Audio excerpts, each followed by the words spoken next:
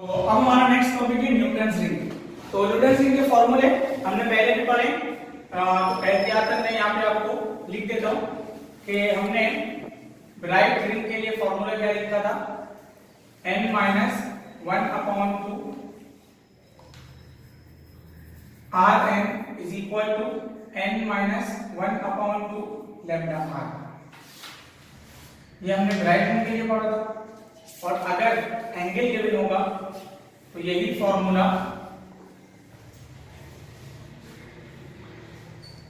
Divided by cos theta. और अगर हम यही चीज डार्क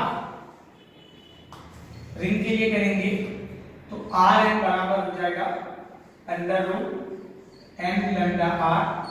और अगर एंगल गिवन होगा तो यही फॉर्मूला मेरे पास आ जाएगा n lambda r divided by cos theta.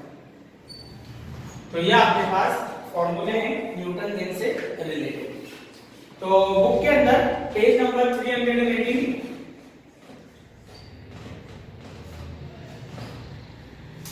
और क्वेश्चन नंबर है 7। यहां पे हम इसका डेटा बना देते हैं।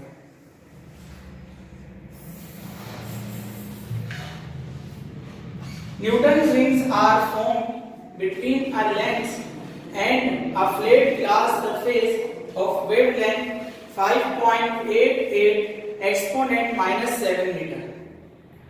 If the light passes through the gap at 30 degree to the vertical and the fifth dark ring is of diameter 9 millimeter, what is the radius of the curvature of the lens? तो सवाल पढ़ के आपको समझ आ गया होगा। और अगर आप एक दफा खुद से भी पढ़ोगे तो आपको समझ आ जाएगा कि डेटा में आपको क्या क्या चीजें गिवन है। तो सबसे पहले हम यहाँ पे वेवलेंथ लिख लेते हैं जो कि लाइट की आपको गिवन है 5.88 एक्सपोनेंट माइनस 7 मीटर। अच्छा जी, एंगल भी गिवन है इसके अंदर। तो एंगल आपको कितना गिवन है 30 डिग्री। n मतलब कि कौन सी रिंग नंबर है, वो फिफ्थ डार्क रिंग है। तो n आपके पास 5 हो गया। और आपको रिंग का रेडियस नहीं गिवन बल्कि डायामीटर गिवन है। ये रिंग का डायामीटर आपको गिवन है 9 मिलीमीटर। अगर मुझे रेडियस निकालना होगा रिंग का रेडियस निकालना होगा तो इसे मैं डिवाइड कर दूंगा 2 से।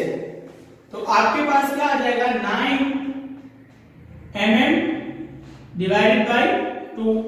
तो आंसर कितना आएगा 4.5 mm। ये आपके पास आ गया रेडियस। और अगर मैं इसको मिलीमीटर में कन्वर्ट करूंगा तो एक्सपोनेंट -3 मीटर लिखूंगा। अच्छा जी, फाइंड आउट क्या करना है? ऑब्वियसली बात है, बिल्कुल क्लियरली लिखा हुआ है इसके अंदर कि रेडियस ऑफ कर्वेचर आपने मालूम करना है। तो ये आपने लगा दिया रेडियस ऑफ कर्वेचर, ये आपने फाइंड आउट करना है।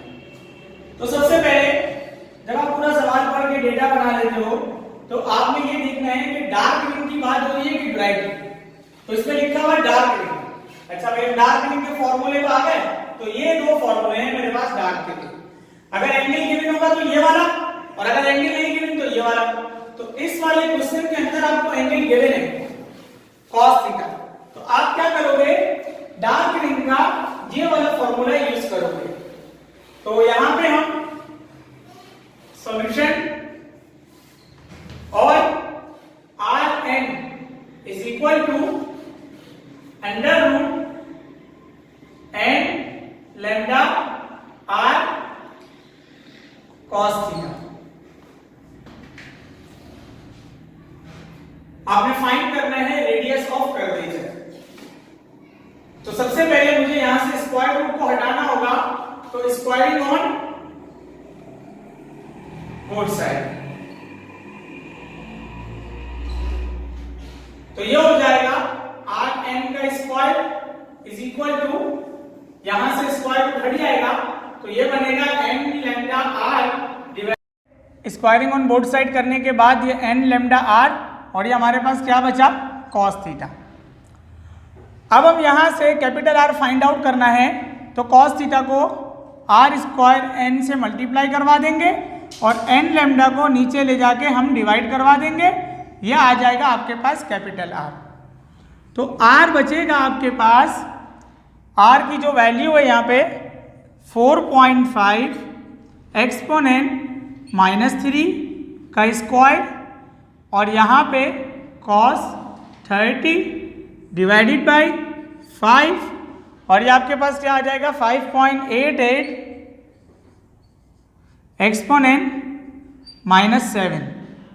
इसको जब हम सॉल्व करेंगे तो हमारे पास आंसर आएगा 5.96 मीटर। अच्छा, बुक के अंदर ये आंसर नहीं है, उसका